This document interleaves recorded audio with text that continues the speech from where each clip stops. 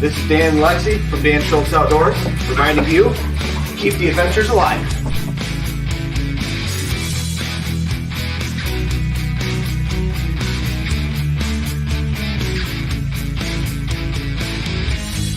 Hey y'all, I'm Johnny. And I'm Colleen. And we're the Keel Quest. And we want you to keep the adventures alive. Cheers!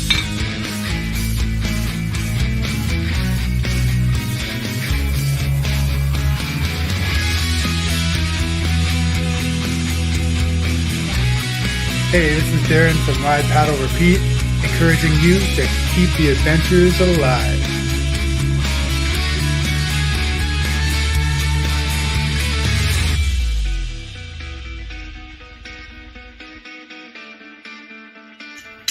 This is David from Beachley Ironworks saying keep the adventures alive.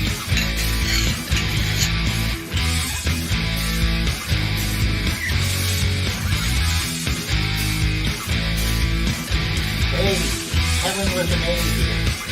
Keep the adventure alive.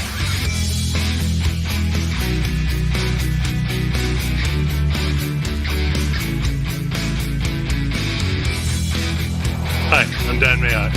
Keep the adventures alive.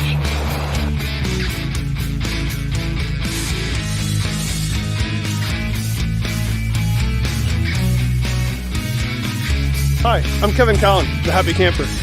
Remember, keep the adventures alive. Awesome!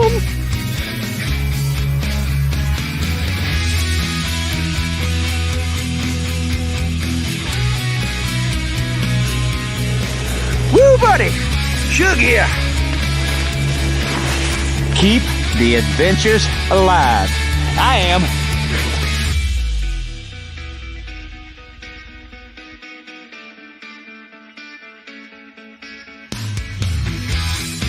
Ethan here, the avid outdoorsy guy, reminding you to keep the adventures alive.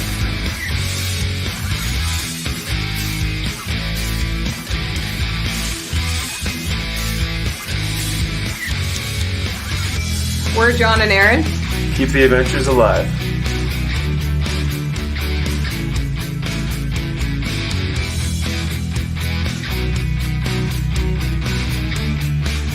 Hey everyone, it's Kylan from Lure of the North, and I encourage you to keep the adventures alive.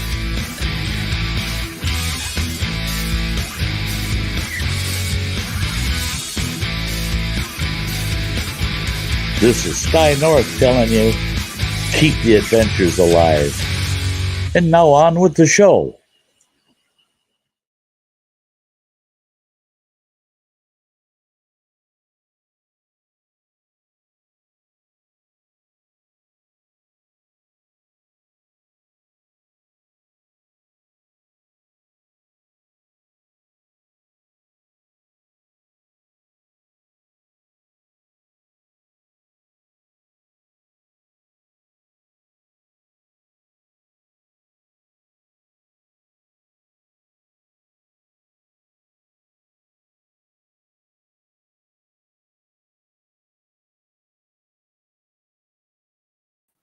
Wow. Hey, everybody.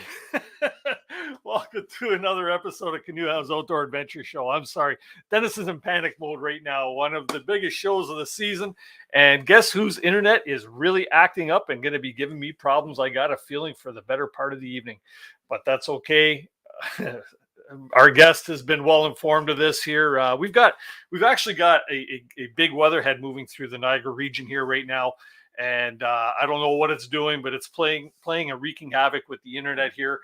And yeah, it's just not a fun time, but I've restarted the router. I've restarted the computer. Hopefully we're all good and hardwired here. And hopefully I am appearing to you and sounding pretty clear on your end. You know what? We're just going to have a couple of really quick announcements here at the beginning. And then we're just going to get right into the meat and potatoes of this show because we have a fantastic guest for you tonight. And we just want to make sure you get full entertainment value, regardless of the condition of my internet service woes that I have been experiencing for far too long now. Anyways, if this is your first time tuning into the show, thank you very much for tuning in tonight. As I mentioned, we are live here every Tuesday evening at 7 p.m. Eastern Daylight Time. And we always have some great guests and topics to bring to you on Tuesday evenings. So it's a great way to spend some time, especially with the colder weather just around the corner. You know what? It won't be long. We'll be pushing some snow, and we don't really want to do that yet. But you know what? It's part and parcel with the season.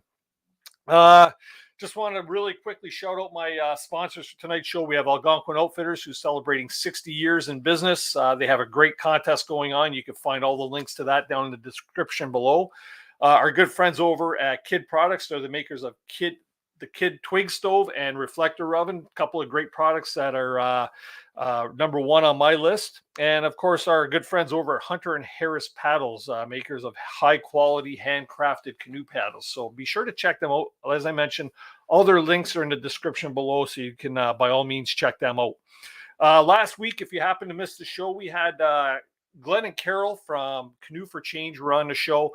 A couple of outstanding individuals who paddled across Canada over a 3-year stretch of time, raising money for food bank that is very near and dear to their heart. They also have their book Canoe for Change, which is a fantastic read. If you missed last week's show and you might be interested in a copy of a book that's a very good read, by all means, go back into my video library. You could find the show from last week, and you can check it out. Like I say, it was a very good show. Well worth the watch. Last week's swag giveaway winner was Sharon Reed. She won a whole bunch of stuff: Canoehound Adventures prize pack, some swag from Algonquin Outfitters, a book, gift certificate, all kinds of stuff. Sharon, if you're in the chat, just rest assured that your prize is in the mail and it's on its way to you. Let's see here. Just going to get into a couple of really quick here announcements. A couple of upcoming shows that you might not want to miss. Believe next week we have another explorer, another adventurer. Clint Zold has a YouTube channel, and he's going to be our guest next week. And then in a couple of weeks, we have coming up on the show Adam Schultz. Adam Schultz, another Canadian explorer. We have all these people that have all these big expedition style trips, and they're going to be here on the show to tell you all about it. And Adam will be talking about his new book that just come out here just recently. So that should be a really interesting show as well.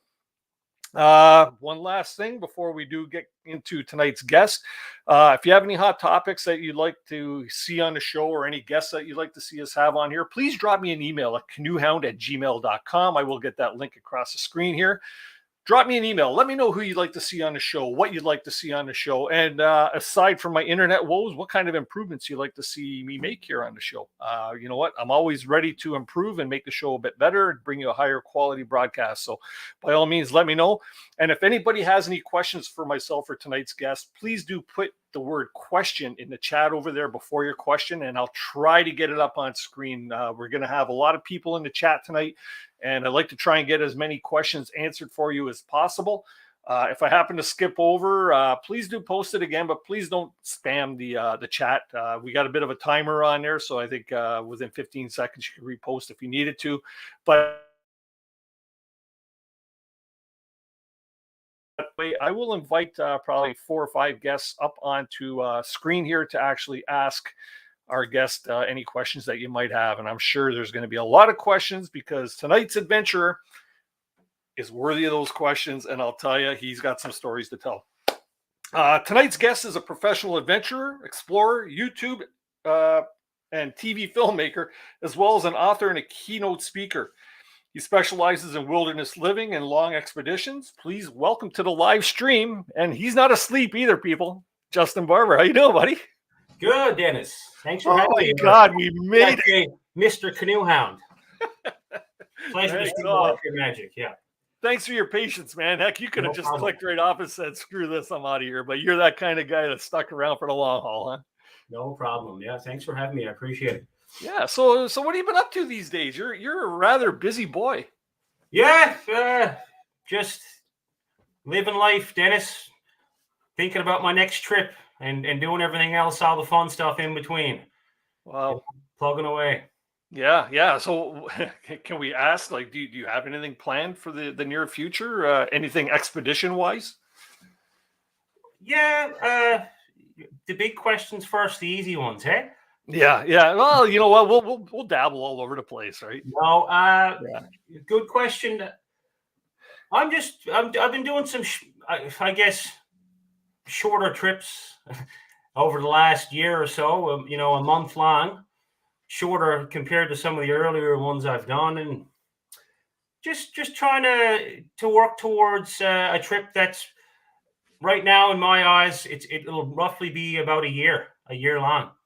A year long. Wow. I'd like to be out there, long story short, throughout the seasons, be out there as the seasons change. And I've been thinking about it ever since a helicopter came and picked me up in the middle of northern Quebec back in 2018. Yeah. Winter came, everything froze up, and we were making a trip across Labrador and northern Quebec to Hudson Bay. And I wasn't prepared for an early winter. Didn't expect things to come as quick as they did. About the earliest winter in 25 years. I mean, even up there now, things aren't even frozen over. And I think I left around the 12th of October that year. Wow. But when I left, I was wishing I had snowshoes and a toboggan with me and the canvas tent so I could set up, wait for freeze up to finish and keep going. But I didn't plan for that. But ever since that moment, I've been thinking about, I'd like to be there when things freeze up, and I want to keep going. Right. So I'm working towards a longer trip to go through the winter and the summer and the spring and the fall. And it's a work in motion. The itinerary is not set in stone, but looking to be a trip that will happen in early 2023. Wow. So that there's something that everybody's going to have to look forward to. This is a good thing. I like who knows? Maybe we can get back on the show for a chat about it when once things become more concrete. Yeah. Well, I was hoping actually tonight that we might be able to chat about your Great Northern Peninsula trip that you've done that you're currently working on. But we'll get into that in a minute, because that there's like a whole 15-minute segment in its own, if not more, right? First, I wanted to congratulate you. I understand you just recently got married. Yeah, thank you. Yeah, we did. Sorry, ladies. Labor Day weekend. How does your wife or fiance at that time feel about you disappearing for 30 days, 60 days, 90 days? It's got to be a little taxing on I won't say taxing on a relationship, because you told me you've been together for over 10 years, so she's used to it by now.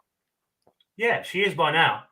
It's like anything else. You got to ease your way into any change or challenge or whatever you want to call it in life. And that's how it went with that. I didn't start going for 40, 50, 60, 70, 80 days. It didn't start that way. It just started with a night, right? Then it was 2 nights.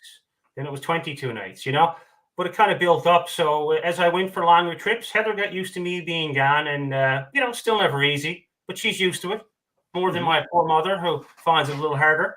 All right, yeah. But and she's probably watching, Mom. So, but Heather, she's gotten used to it, and she just knows I love it. And you need a big supporter, right? Sure. But now that we tied the knot, as I was telling you before the show, I think she got this big rope. It's around 3 or 4 kilometers long, coiled up out in the shed out there. Yeah. And I'm wondering what she's doing with this rope, but she told me one end of it's going onto the corner of the patio and the other end is going around my ankle. So she's going to have you on a leash. I don't know how I'm going for 1 year out in the backyard. Yeah. You're saying now you get to explore all the streets and all the nooks and crannies of your own neighborhood now, right? Some excellent nature out in the backyard out there. Yeah. Are you in a rural setting, or are you in a city setting? Oh, it's a town, I suppose you call it, Grand Falls, Windsor. Mm-hmm. I don't know what the population is, 25,000, right? So it's one of the bigger communities in Newfoundland. But yeah, no, I mean, there's houses next to us. Right. I'm not deep enough out in the woods. Not deep enough. It's nice. It's a beautiful spot here. Central Newfoundland is excellent. Actually, we're right next to the Exploits River, which is the longest and biggest river in the province. Mm-hmm. I'm not sure if it's 300 or 400 kilometers long, but which is big for the island of Newfoundland, of course. we're only about 700 kilometers in width as the crow flies. But it's a beautiful spot out here. Lots of bit of a different central Newfoundland's very thickly forested, right? A lot of this was the timber region, of course. The lumber mills were here on the exploits and stuff, but beautiful spot. And good spot to be if you like the outdoors. And this town is full of people going around in camo. They're everywhere, Is that right? Yeah. Including myself, right? The hunters, fishermen, paddlers, just outdoors people. And it's a good spot to be if you like it, because you're right in the heart of Newfoundland and everything's at your fingertips. Yeah. Do you hunt in your off time when you're not out exploring and stuff? Oh yes, yeah. I get out and get a scattered meal when time allows.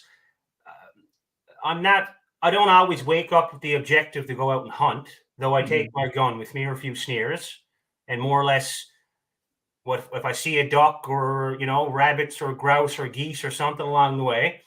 But I'm not someone who's going to go, say, sit in a duck blind for day after day and stuff like that. Right. I like to move around, changing scenery, see animals as I go, and if it's in a good position, I'd like to secure a nice meal for the family. Right? Very good. Very good. So now I was asking you in the green room before the show there about what got you started in this, and you said you actually started into loving the outdoors at a very early age. Yeah. I grew up. I mean, I was as soon as I could go out in the backyard and roam around, I was out there. I don't know, 3, 4, 5 years old, in a small community called Balleen. It's about 30 minutes north of St. John's, right on the tip of the Avalon Peninsula over there. And different from my house here in Grand Falls, my house as a childhood was completely surrounded by woods and whatever, and we spent a lot of time building lean-tos and cabins and tree houses and doing a bit of trouting and stuff like that, taking my bike through all these ATV trails, a pedal bike, but just always on little adventures and outside as much as I could in between hockey, balancing that. But whenever I had a bit of time around the house, at a young age, I was either outdoors in the woods or playing road hockey. That's all right. That's all right. And did you siblings? You got brothers and sisters, or? Yeah, I got a sister who's a few years younger than me. Yeah, she's an adventurer too. Cool. Oh, really? Really? She likes to go out. She likes her time outdoors, and might be just a berry picking expedition, but she likes to get out and enjoy the outdoors. Yeah. Newfoundland, a province I would love to get out to sometime. It just from everything I've ever seen, everything I've ever heard, and people I've ever talked to about that have traveled there, just sounds like such a magnificent place to check out. Yeah. It's God's country. Pop over sometime. There you go. Take the long ferry ride or the plane. Take the canoe right across the Cabot Strait. Sure. There you go. Yeah. And I wouldn't be shitting bricks, would I? Take a good life jacket. Yeah, for sure. So over the past several years, you've undertaken some really incredible journeys. What keeps you motivated to be doing these massive trips, these expeditions that are like hundreds of kilometers and taking you away from home for like months at a time? What's the motivation behind that? I love nature. Mm-hmm. I love being immersed in the outdoors. And I mean, I'm sure everyone watching this loves nature.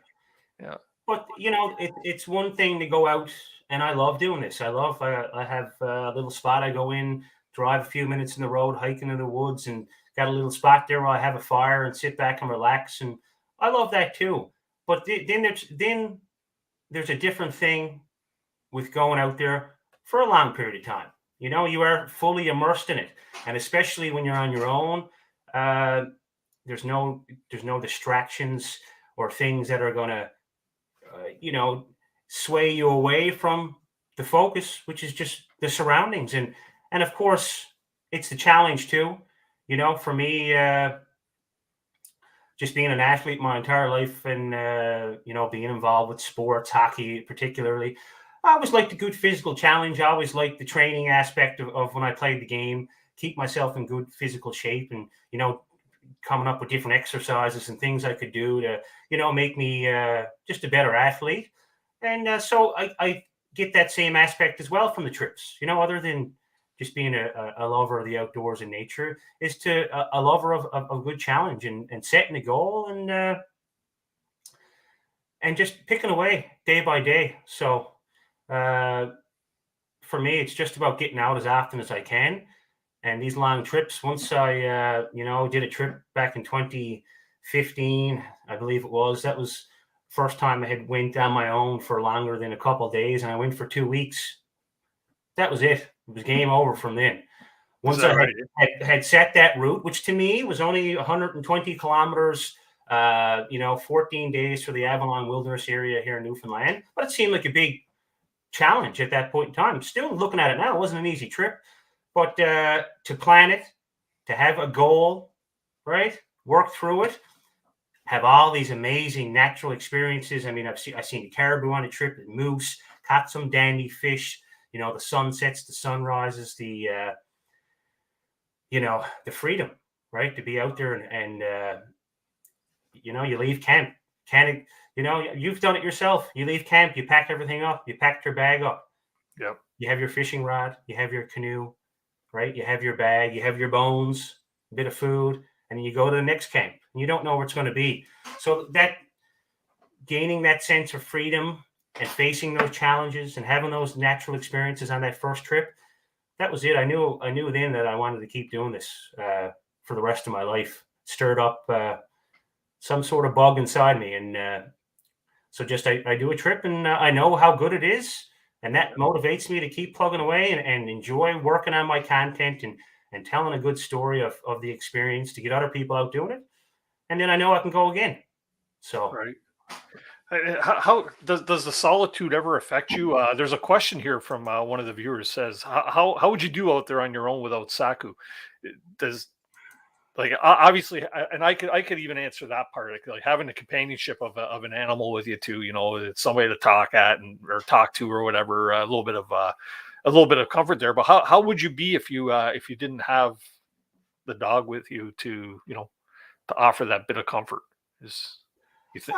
I'm sure it would be an added challenge, yeah. Something thrown back into the mix. But that first trip I had done for the 120 kilometers, actually it was 16 days, and half it was hiking and half was canoeing. And I didn't have a dog then, so that was me and myself. And I from what I can remember, I didn't mind it at all. I've always been happy with my own company. I've always been able to entertain myself, through just my thoughts. What's going to happen today? What are we going to get into today? Or, maybe I'm thinking about projects and things that I'm going to do when I get back home. You get that clear mindset when you're out there. Everything kind of clears away, and you get a better vision. So these are the places where my mind go when I'm out there. And but once I started doing longer trips, Saku came into the equation. I always wanted a dog growing up. Mm-hmm. We never had a family when we were so busy. When I was in sports and my sister was in sports and stuff like that. But once I realized that it wasn't very easy to get people to take off for a month and leave their jobs and families and stuff like that, I need to find man's best friend. So I got Saku, and certainly I haven't done a very long trip, longer than 2 weeks without him now, since I've had him. Even last winter, I went for 27 days in Labrador. I didn't take Saku because, temperatures were in the minus 30s, too cold for him. Mm-hmm. I took our husky, right? You've seen her in some videos there, Bear. But again, I had a dog, so I'm sure I can do it. Everything's a mindset, It's what it's where you let your mind go, and you can choose what thoughts are coming in there sometimes, and you just brainwash yourself to know that I'll be back home, and I'll be talking to you, right? And I'll be talking to anyone who I want to talk to when I come back. And I'm fine with having that time and when I'm out there on my own. But Saku's certainly a huge help. Yeah.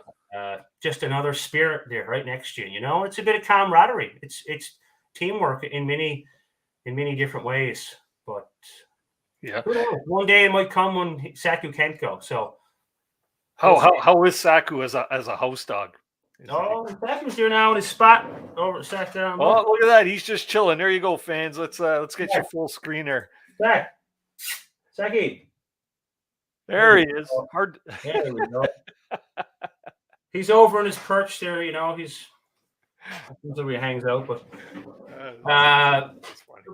yeah, no, it's certainly good to have him on the trips, but it's not impossible without him either. Mm-hmm. Yeah, but not for everyone either.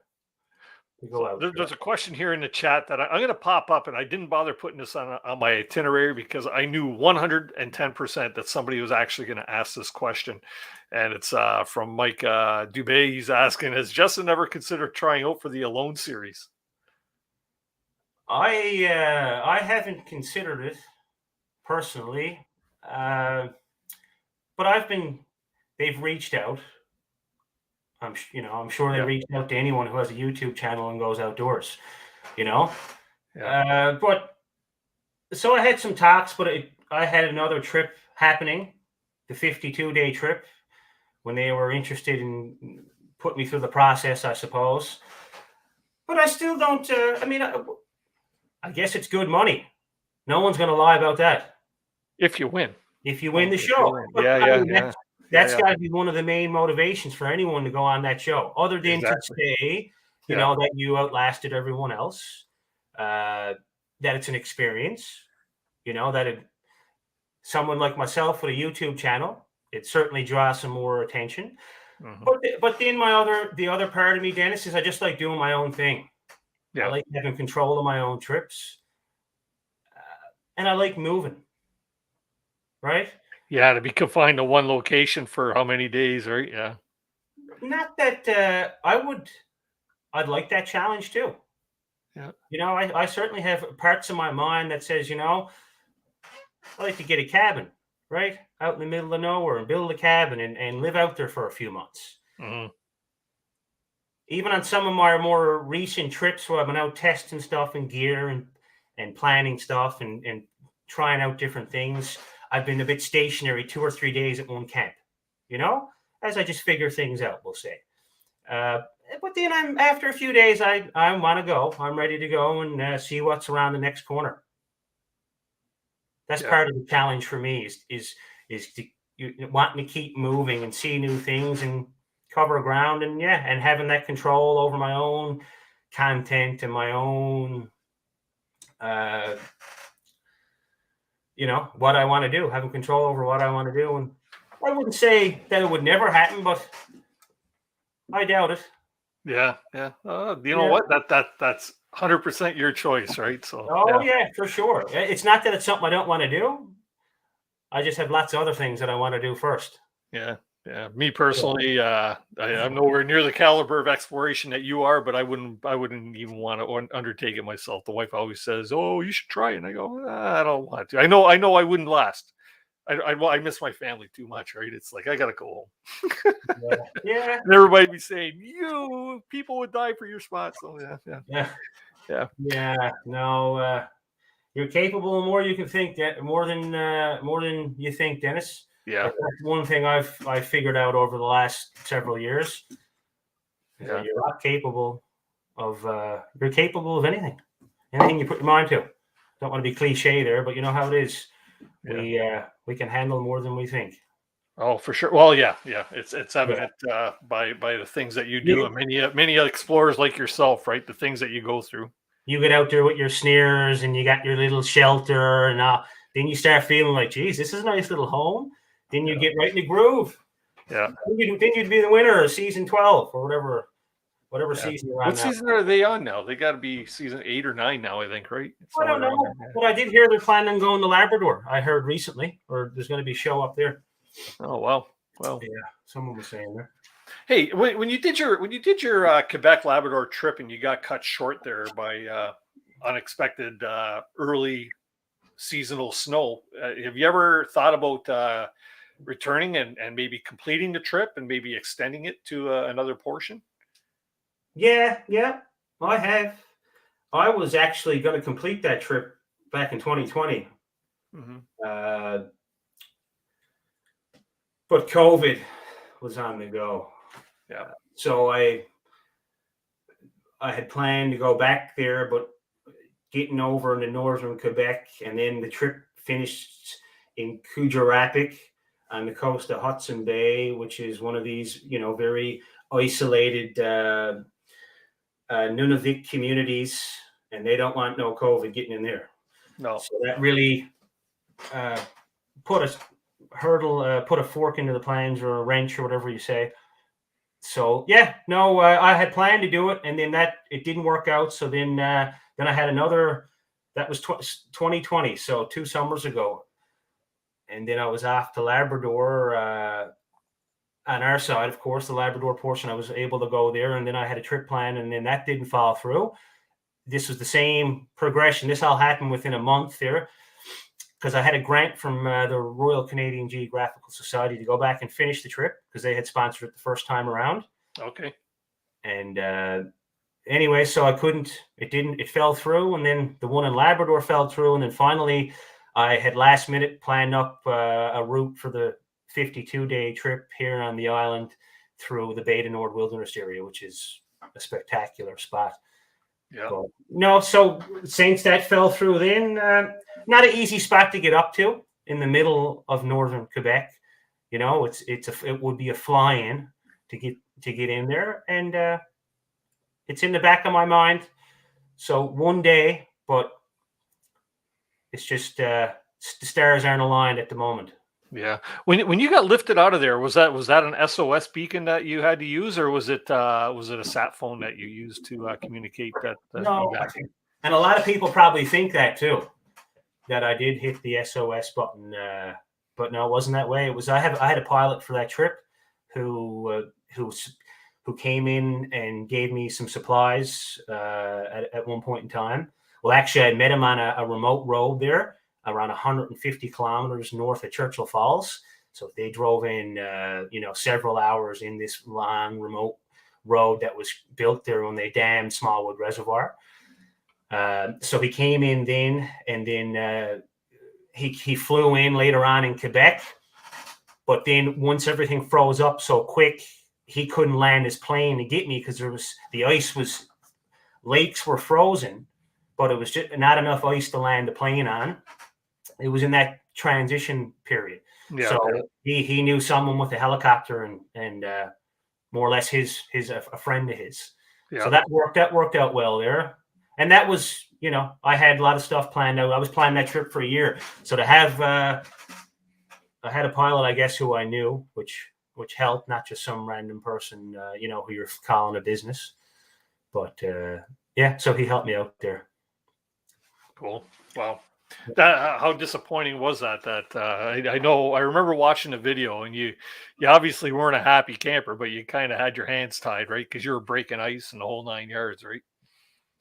Yeah. No, it is what it is. There's no regrets now.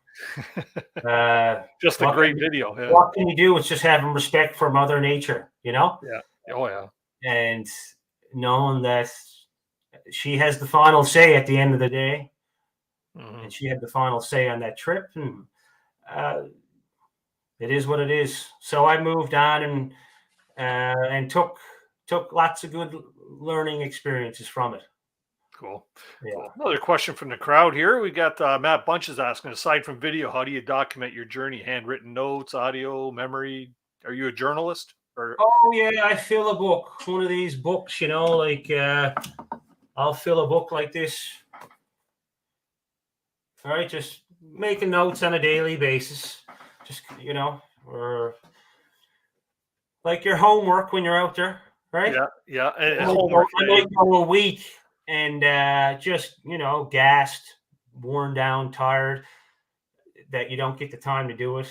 Then you got to catch up and stuff. But it's good. It's, the camera's one thing, but it's, anyone who goes out and films a trip, again, you went out and filmed trips. I've seen that you got some videos on your channel. Mm-hmm. And that's only, and especially when you're out for a long period of time, right? That's a very small portion of the trip, what you're showing on video. Because I'm out there and I'm trying to manage myself and the dog, let alone the solar panels and batteries and days of overcast where things aren't charging. I'm trying to ration out the battery to have some good footage, just like I'm rationing out my jerky and my oatmeal.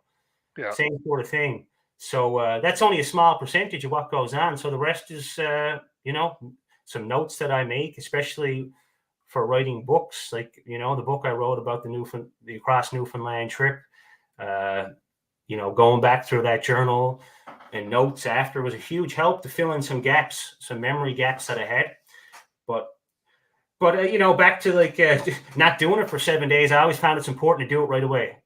That you get the clearest, most detailed memory then when you make your notes as soon as possible after something happens.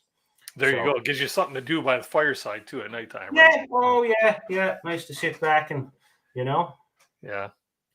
So now you just your most recent big exploration thing was your expedition across Newfoundland's Great Northern Peninsula. Yeah. And this is the one that nobody has seen anything. We've seen the trailer on your channel.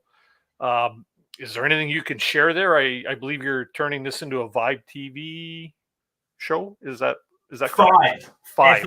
FIBE. Yeah, you tell I'm not a Bell subscriber. Yeah. Maybe I should be by the quality of my internet, right? But we don't want people going to Vibe TV looking for it. So right, okay. No, I'm only kidding. So that trip in the mountains there. Well, that's just on the back burner. It's just more content in the bank. Mm-hmm. So that one's not slated for Bell yet, but it will, like everything else, whether it goes to Bell, like the last series did, it'll come to YouTube shortly after. But I don't know when, because right now I'm working on a series, 6-part series, two winter trips. So I went in 2020 with both the dogs for 32 days here in Newfoundland by snowshoe and toboggan. And some great gear I actually got from Lure of the North there, my toboggan and my snowshoe. Okay, yeah. And so I'm into this traditional traveling in the winter now, by like the Innu would have traveled with long toboggan, the snowshoes and moccasins and some traditional gear, not full traditional, but So it's been trips testing out that kind of stuff. So it was 2020. It was out for 32 days, and then last winter, myself and Bear went to Labrador for another 4 weeks up on the Eagle River Plateau. So that was another great trip. So I'm combining two of them, 2 1-month trips into a 6-part series. So about 60 days of winter trekking into a series. So that hopefully I'm still plugging away at it now. That's due to be coming to Bell, hopefully in December, and then YouTube shortly after. Mm-hmm. And you do all your own editing for all your footage? Yeah. You take care of all that? Yeah, I do it all, but someday I'd like to give it to someone. Anyone out there, send me an email. Anybody out there working? Yeah, I'm an editor. No. Terabytes of information I can send to. I do enjoy the editing. I like, you've edited a few trips. It's some fun. It's like you're back out there, isn't it? You're down in your basement.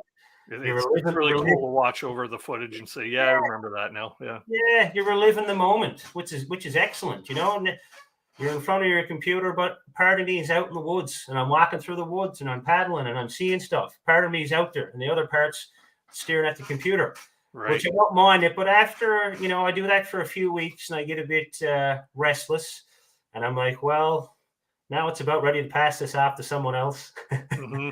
Yeah. But no, it's it is a fun process from start to finish, but it takes time, to do a good job. And I'm certainly one who enjoys quality, and I like to tell the story well. And I guess and that to me converted into a good opportunity with a brand like Bell. To go on to TV, which, anything on TV, like we did before this show, I was discussing to you Meat Eater. I mean, a lot of shows, they're condensed, or 27 minutes or 37 minutes. I think that's two of the common lengths for shows. So they want things a little tighter. Again, I have all the say in what I edit for those shows, like that last one that went down Bell.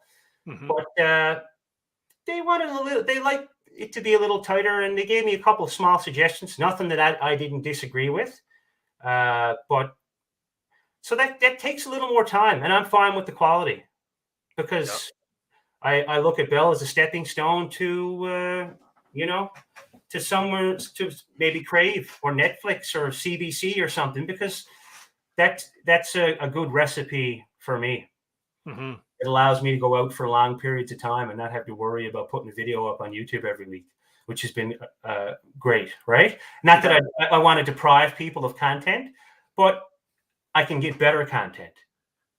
Yeah, you give quality over quantity, right? So more unique footage, and I get to do the trips I want to do and have the experiences I want, and then I get to share them with everyone. So it's a win-win. And YouTube is unreliable sometimes with regards to the algorithm, and having to post every week to get the algorithm. And I realized once I had this opportunity with Bell there that that gave me a little bit of a breathing room to, I guess, have a bit of a contract and move a little more to a pace of my liking, right? A good healthy pace. And you know what? There's room for that on YouTube too. Like you look at guys like Jason Irwin, you look at Chris Prouse. They put out high quality content, and when it does come out, everybody's on top of it. Everybody wants to see it because they appreciate the work that's gone into it, but also because it's polished, right? And that's the same fine thing with what you did with your last five with an F TV series that you had out. When that came out like that, to me it looked professionally edited. Not saying that you're not a professional, but no, it was polished. It was a really good production. So there's definitely room for that, right? Well, yeah, and I guess a lot of professional productions, like we say, like they don't rush. Shows aren't rushed out. Like Meat Eater, an episode of that is not rushed out to the crowd. Yeah, any show. Think of this. We watched the show Stranger Things. I think that's like 2 or 3 years in between a new series, right? So it takes a bit of time, and some things, like say that last series for Bell. One thing they wanted me to fix was the sound, and so I did a lot of learning in that sound, making the sound fit for TV. Otherwise, it would have been on YouTube, and it's little subtle things that maybe it would have been up in one scene and down in the next, and I wouldn't have changed it otherwise, beforehand. But ever since having that experience with them, I don't want to give away too many secrets, but that's one thing that had to be fixed up, and it took more time than you'd believe for me to tweak the sound of the whole series and get it level and equal and stuff like that. But that's one of the things. So yeah, it's about quality, and that's important to me. Rome wasn't built in a day, right? Yeah. Well, what about trying to compact, like say for instance, a YouTube video of the same caliber might be like an hour-long video, and then you're trying to compress all that into a half-hour sit-down series, right? And trying to convey that same type of story. Did you find it hard to clip things that you think are very pertinent to getting the story across? Is that a difficult process? No, I mean, the footage is there, right? I mean, the story is within. You just got to dig in and find it. Of course, there's some repetition when you're out there for a long period of time. I may, film myself talking about some aspect of putting the tent up, and I'd done that 2 weeks before. I just forgot because things are, lots of things are happening. But so you cut out some of that stuff, making your first round through the footage, and then then I go through it again. Then I start piecing it together. Piecing, the exciting moments with some relaxation in between. I want it to be people that have an experience just like the day is for me out there. I wake up and things are a bit slow, and I like to have my coffee before I do any moving and relax and take in the sunset. Maybe I spring out of the tent and watch the sunset. Just sit on a tree somewhere, me and Zach. And then when that's over, or the sunrise. And then when that's over, I'll run back, and then I'll make my coffee. and do all these kind of things. And then I get going. Then the adventure happens throughout the day. You don't know what's going to happen, right? Yeah. And then in the evening time, it all slows down again. So I kind of like it to be like that. But not every day something crazy happens. So one day I might only show a snippet. Yeah. But and then voiceovers are important too. I've learned to use those to help tell the story well, to fill in gaps. Yeah. And your music choices as well, right? You're playing with your native music, I guess, right, out there in Newfoundland. Yeah, some of the music there is a bit of a, I guess I got that traditional Newfoundland Irish twang to it. Yeah. There's a bit of some country stuff, just tunes that I like, right? I wouldn't want to sit down and put in music or listen to a music over some footage that I didn't enjoy. Sure. So it's the songs that I find catchy or fitting for the moment. And just kind of piecing them together and putting them in where at exciting moments or calm moments, right? A little bit of tin whistle in there. Yeah. So let me ask you. You've done all different types of exploration. You've done it by canoe. You've done it by foot, by snowshoe and sled. Do you have a preference, or do you consider yourself more of a paddler than a hiker, or what's your preference there? I'm an outdoorsman. Okay. I just like to be outdoors. Whatever gets me around in any given season. Yeah. I'll tell you, I'm a huge lover of winter. I love the white wilderness. Mm-hmm. I love when it's blanketed in snow and everything's calm and still, and you can go through, those marshes that I portage through in the summer, and the flies were almost lifted me up and carrying me across the portage.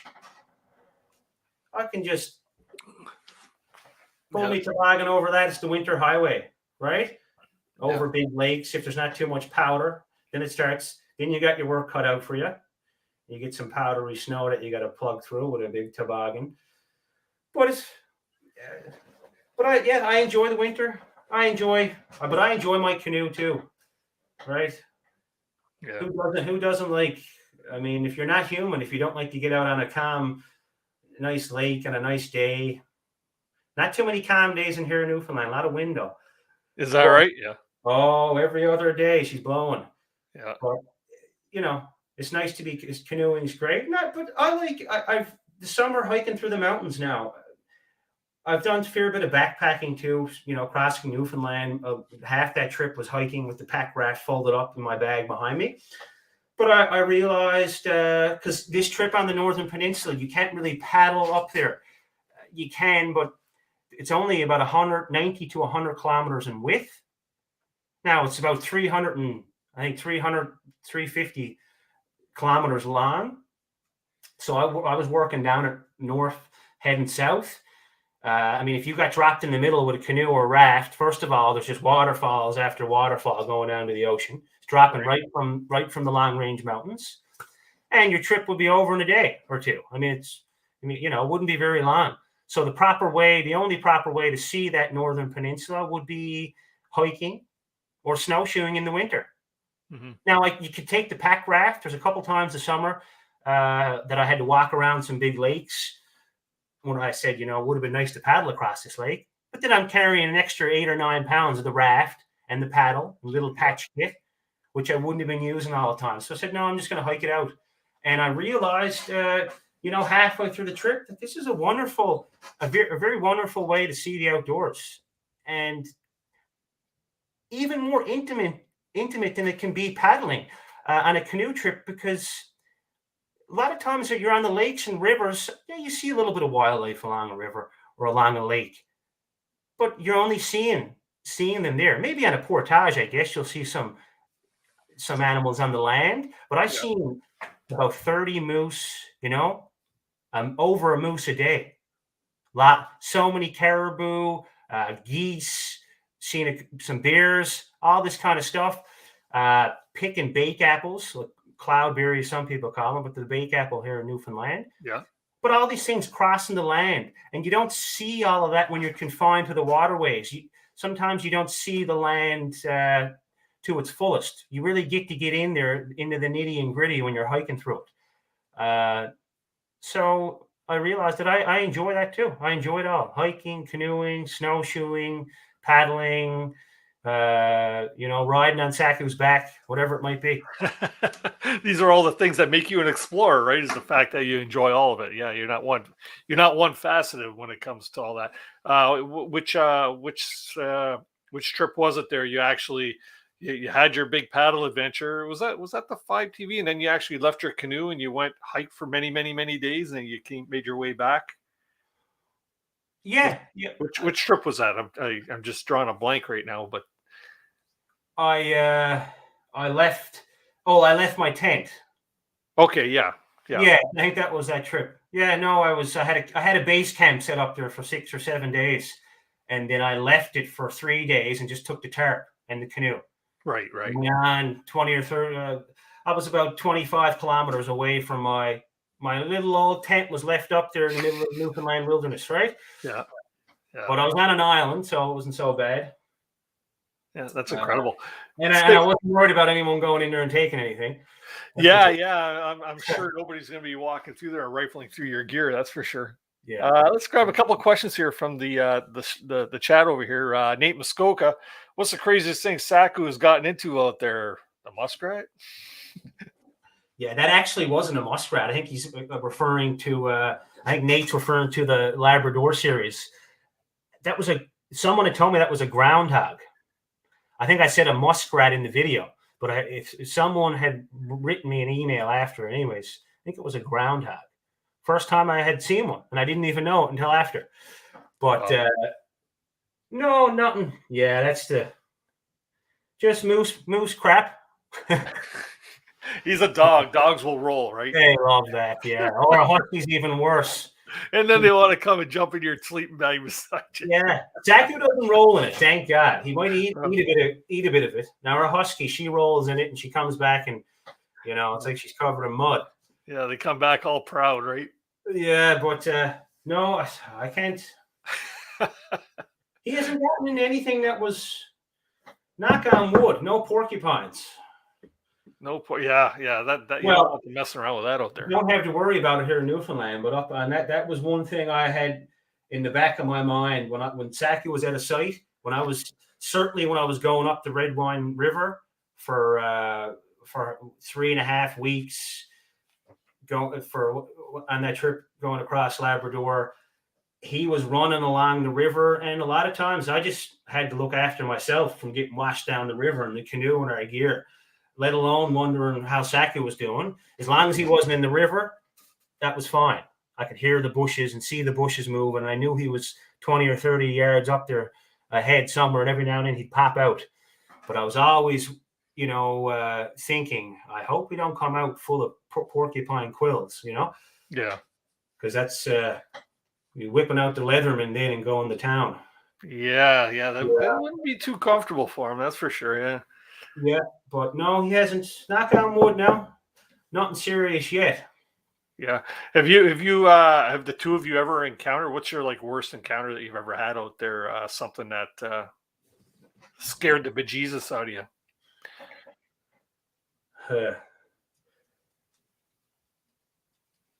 Nothing. Not coming home. Yeah. No, I mean, nothing. There's more scary things driving down the street to go to the grocery store. Yeah. What I mean, though, is any encounters that have been fairly close calls. Did you not lose Saku at one point there? You're near some rapids or something? And yeah. Well, I thought you were referring to animal encounters. Yeah. I mean, we've seen bears and dozens of bears, but they're shy. They don't. Yeah. They're gone other than one bear I had seen up in a tree, climbed a tree behind us on the Grey River. I'd have to say that was probably the most startling, closest encounter I've had. That kind of, I had to check my underpants for a second after. Not because I was felt immediate threat to us, just because the bear was so close. I was on the Grey River. We were hiking up along it and pack rafting here and there here in Newfoundland. and I took a break out on a point in the river. It was a rocky point. So I went out and I took my boots off and I had my feet dipped in the river, and I was just eating a bar there, eating a Cliff Bar, and, you know, sitting down, and just some stuff got wet the day before. So I had everything out like a yard sale on the rock drying. And I look across the river and I seen a bear running on the shore. Now, this was 150, 200 yards. Harmless. The bear was scooting along the shoreline, and then he went, and I said, perfect. That was what an experience, Zach. Jeez, you know. So I'm always talking to him. Yep. Wonderful experience, Zach. Imagine we just seen that, sitting down here, having a break. The bear scurried along shore. Never knew we were there. Just a good, fun experience. I said, that's perfect. I said, I don't want to see one over here, though. Was what I was thinking in the back of my mind. Right. That wasn't out of my mouth for 5 seconds. And I hear a crash and a bang behind me. Behind me, about, I'd say, 50 to 100 feet max. Behind me in the bushes. Yeah. I look back, a big crash, and a black bear climbs up a birch tree. Right up the tree. Yeah. And that tree, we had just walked underneath it to come out on this point. It was a moose trail, or probably a bear trail too. And we followed that trail under that tree out to the point. And of course, that's how I had to get back in, to get off the point. Yeah. Well, I said, okay, how long is he going to stay up there? But he didn't pay any attention to us. He was just up there eating away at the bushes.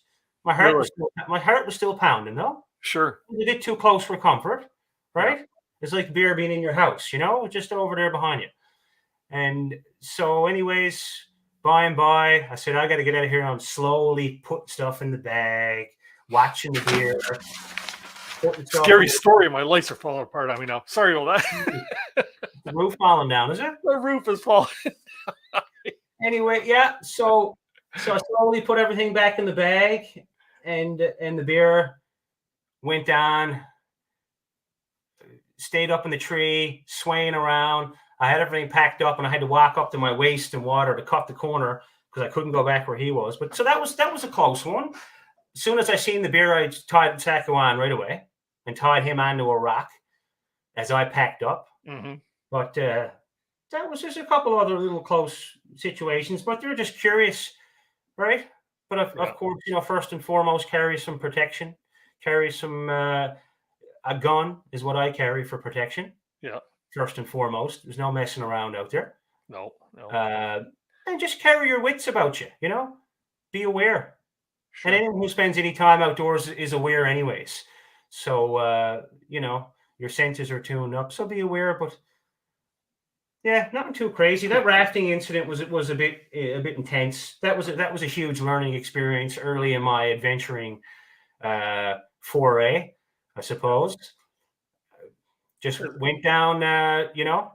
I did some hairy rapids, and I went through a couple that were, you know, they were on the fringe line. Yeah. Of course, then your confidence grows. At this point in time, I'm about 50 days into the woods. Not a hitch, nothing had gone wrong. Crossing the island, halfway across Newfoundland, right? You feel a little bit invincible. Mm-hmm. More than a little bit. I felt like nothing was going to stop me. So I go through some rapids. Rapids are getting bigger and bigger. In the last set, we went down, and I had a route picked out that was doable in the raft, but we had a lot of weight. Anyways, went a little bit off track. The rest is history, and it's something that you live and learn. There's only one way to do it.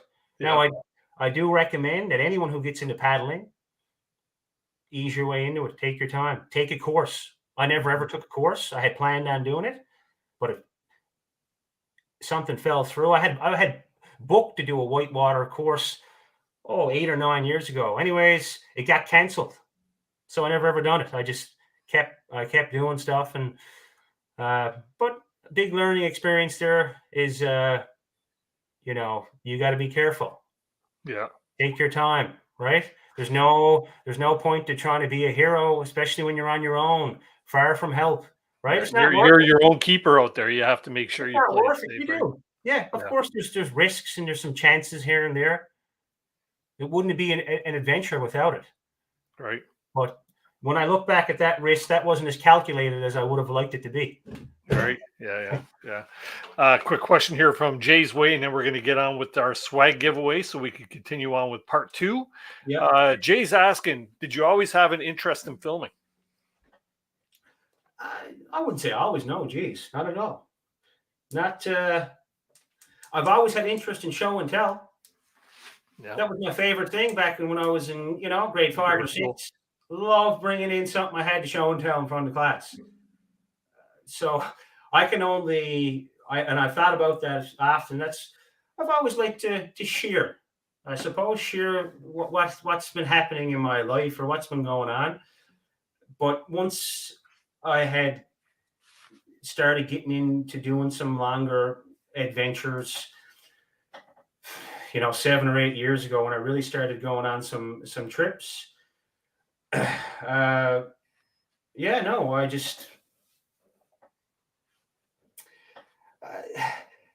wanted to find a way to share it. I took that GoPro with me on this first trip, and it's one of the first videos on my channel, 14 days, the one I spoke about earlier, to the Newfoundland Wilderness area. And I took a GoPro and I sat on that footage for about 1.5 years, 2 years. I was still teaching.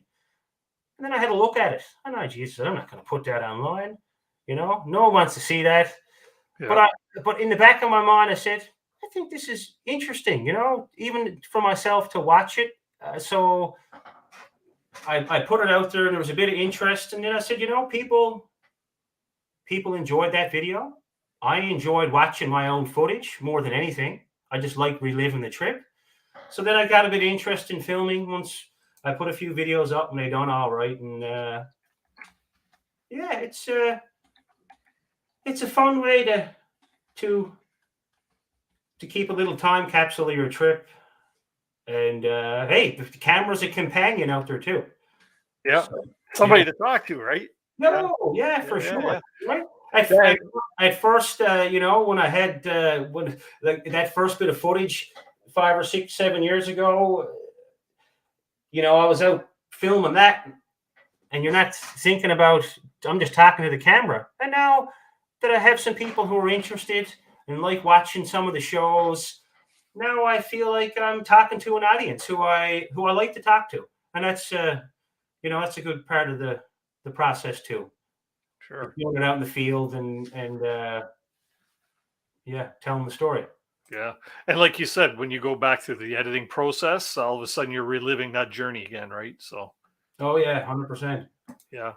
Okay. One more really quick question, then we're going to do the swag giveaway, and then I'm going to pop a link in for people anyway that might want to join us. Where to go? There it is. Becky and Chris are asking, is exploring your full-time gig now? Yeah, full-time, since mid 2019. There you go. Yeah, so through the, everything, the YouTube and the couple books that came out there a couple years ago, and the opportunity with Bell, and I've done, close on 100 different speaking events over the last several years. And I have patrons too, so that's a big help for me. So all that stuff combined is making a pretty good living right now at the moment. And there's more trips to come, and lots of exciting shows and films and ideas I have. There'll be 2 more books coming out later next year, so that'll be on the Labrador trip. So it'll be some more insight on how that trip went.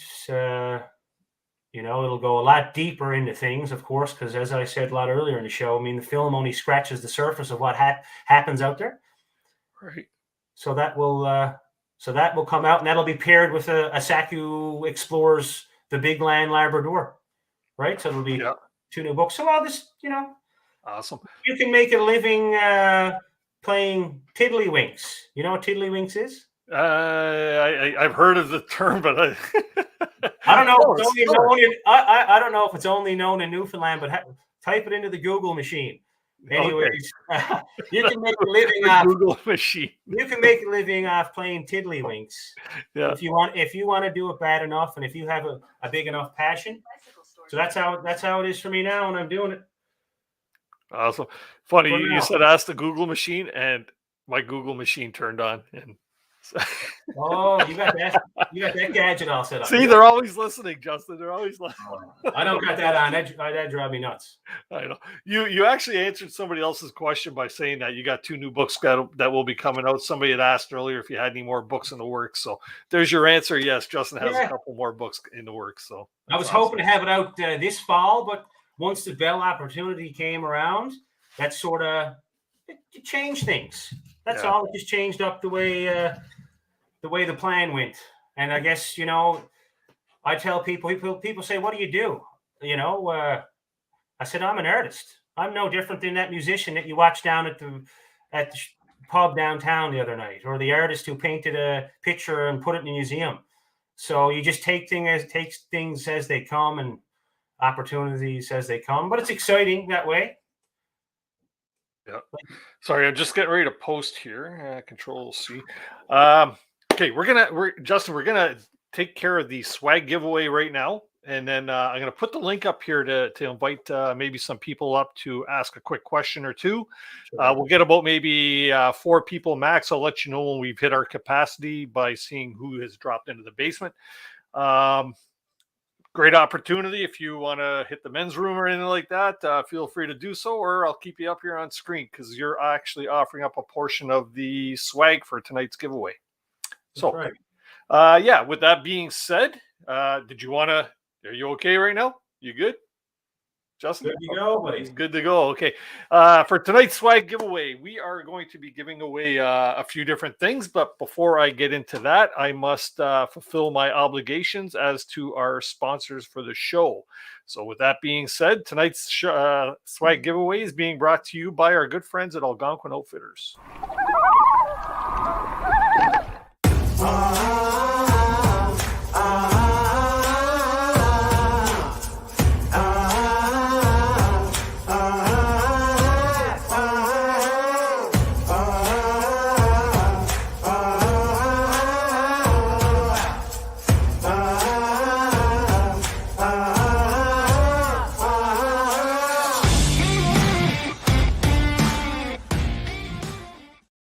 All right. Thanks to our good friends over at Algonquin Outfitters who are celebrating 60 years in business. They have their fantastic giveaway going on right now on their website. You can find all the information to that in the links below in the description. For tonight's swag giveaway, we have, as usual, a Canoehound Adventures prize pack, which consists of a bunch of patches and decals and a couple of other things. Algonquin Outfitters is giving a voucher for a free day rental of any equipment that they actually offer at any of their facilities, and a $25 gift certificate as well, as a bunch of decals there. And then, of course, Justin is also throwing into the mix something that is going to be a really nice addition, a copy of his Man and Dog Through the Newfoundland Wilderness, and a copy of SAKU'S Great Newfoundland Adventure. Thanks, Justin. I appreciate you pitching those in. Good stuff. Good stuff. Definitely good reads. You'll want to check that out. So for tonight's swag giveaway questions, let me just get these things up. You'll have until Saturday at 11 p.m. to get your answers emailed into me at coasprize@gmail.com. If you get the answer wrong, I will even do you the liberty of letting you know exactly what you need to do to find the right answer. So for tonight's question is, how many days did Justin travel to produce his 5 TV 6-part docuseries Barbour and Saku Through the Woods? We mentioned that once, I believe, tonight. Yeah. We'll talk about it again in a little while to make sure people know so they get the answer. Sounds like a fair question to me. So I'll leave that on screen for a little bit. And I have put the link in the chat to join us up on panel. I'll get that up in here a couple times. And I see we have our first participant down below. We have Michaela. Michaela, how you doing tonight?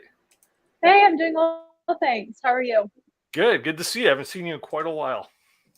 Yeah, sorry, I'm on the West Coast now, so I work till 7 p.m. So I usually end up missing it.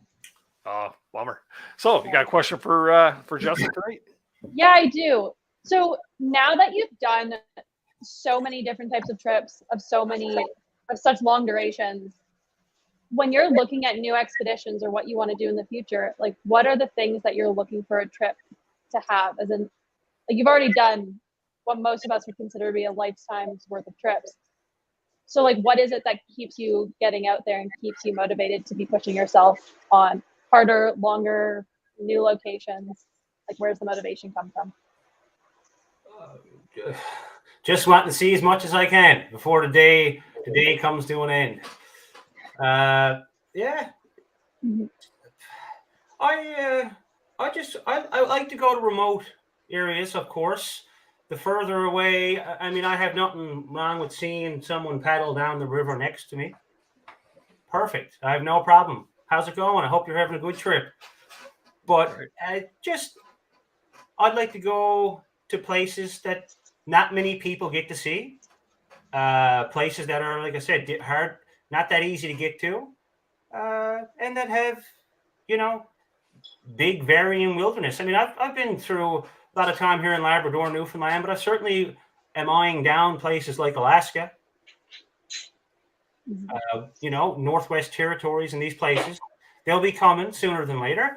I want to get out to the western part of the country and that, but there's lots to see here in eastern Canada. I mean, northern Quebec, Ontario, Labrador, Newfoundland, the Maritime provinces.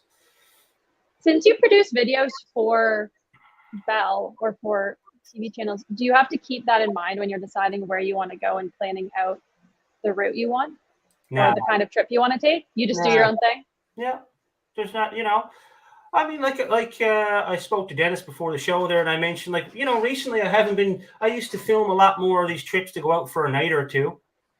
I don't do that so much now because I do like having more time to myself.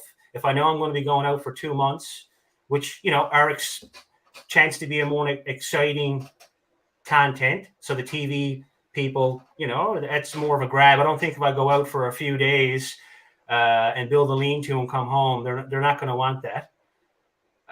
Nothing wrong with it, but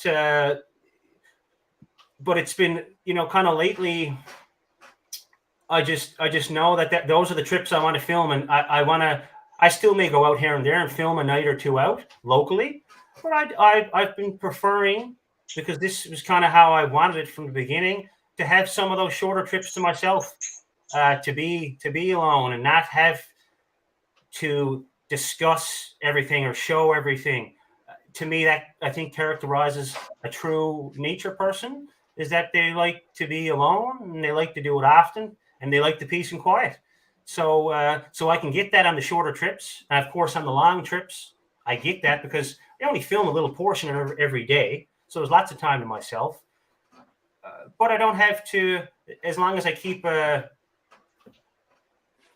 any big trip I want to go on is something, I suppose, that will be useful if Bell, for example, wants to see it. So yeah, to answer your question, in short, those longer trips, I suppose, have a bit more excitement. I don't know. Yeah.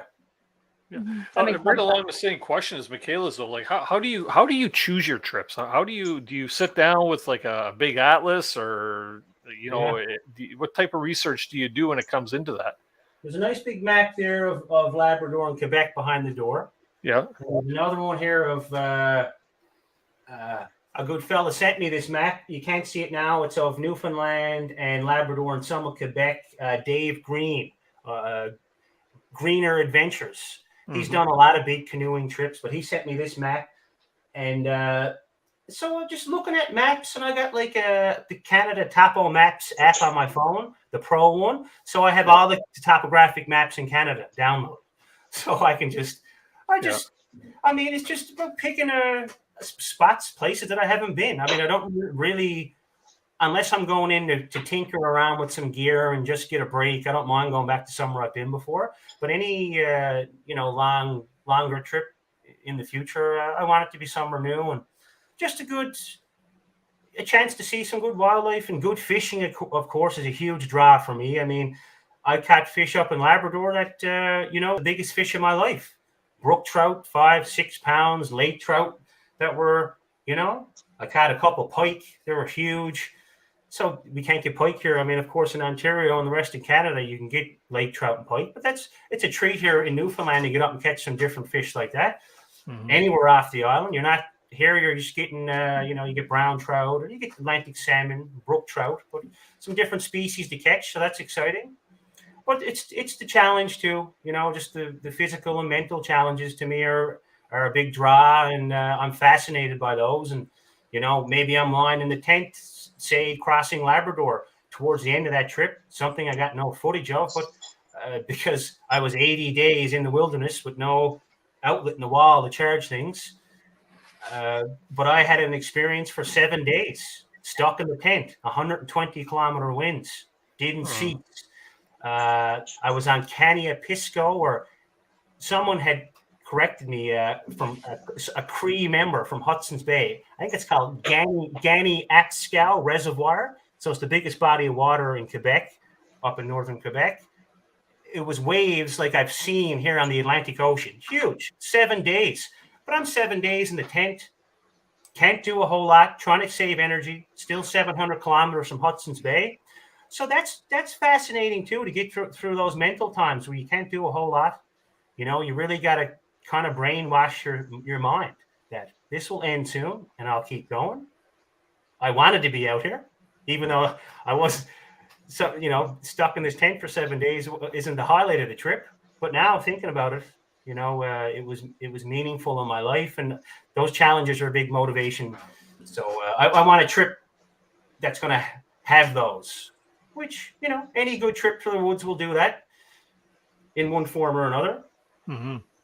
Well, what are your thoughts on other explorers like yourself? You've got these other YouTubers like the Northern Scavengers who are like pulling off some pretty majestic trips. Adam Schultz, the Baird brothers. They're all doing these huge exploration treks, I guess we can call them, right? Do you follow a lot of their work to see that the types of things that they're doing? The more the merrier. Yeah.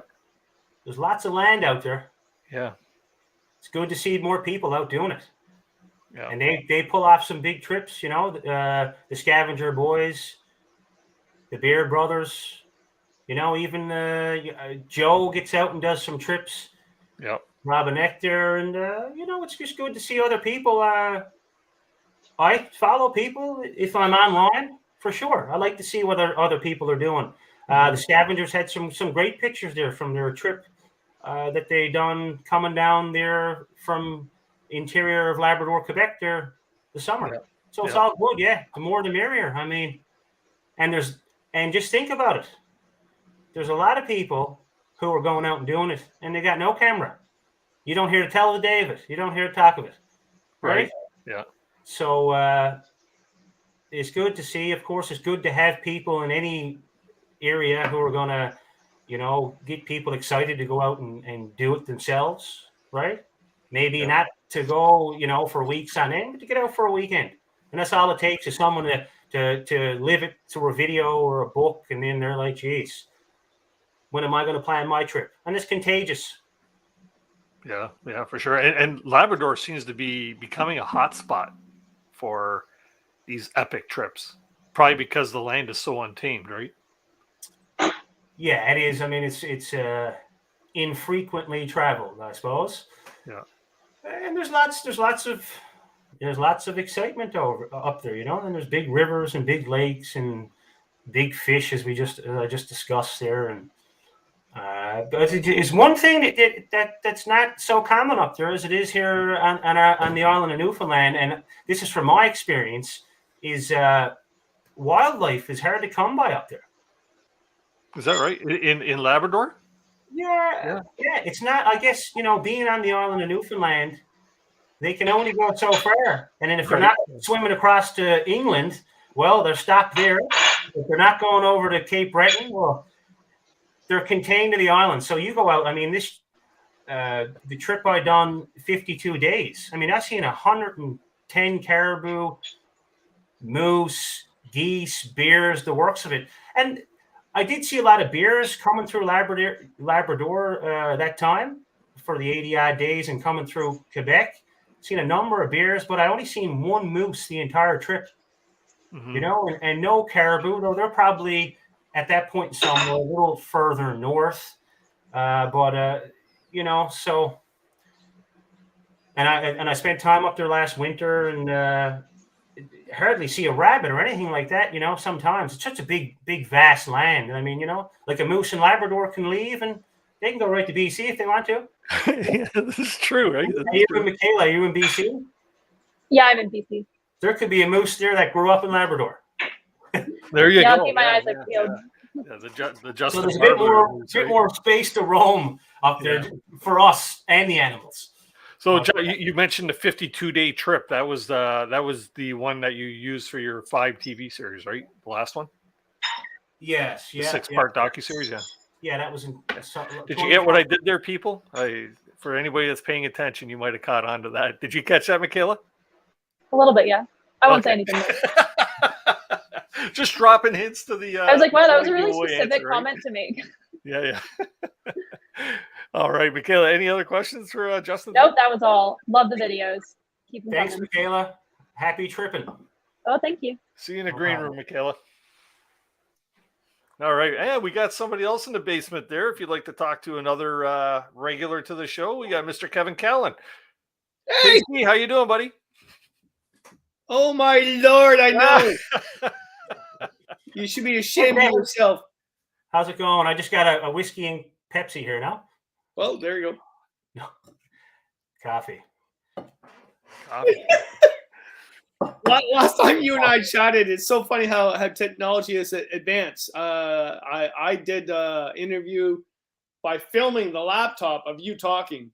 I mean, now Dennis just calls you and you're on. Yeah, he's a magician. That Canoehound. I'll tell you, I pulled a rabbit out my ass tonight. Yeah. My Lord. Kevin, you should take notes. I should take notes. How you doing? I'm good. How are you doing? Excellent. Good to see you. Good to see you, buddy. I got really important questions for you. Great to talk to you again, actually. I just it's incredible. I missed you. Tell everybody about the teeth and your chance at the National Hockey League story. That's really good. That's a good story. We talked a bit about that in the green room. Yeah. The story there. The teeth fell out and they sent me home. No, there's more to that. It wasn't as fancy as you're making it sound, Kevin. No, because also it brought you into a career into outdoor education. There's a really good story behind that. Yes, yeah, no. Me and Dennis discussed this before the show there for a couple of minutes. I was talking about where I came from, and how I got into this stuff. Into the outdoors and to something that was a passion of mine growing up as a child.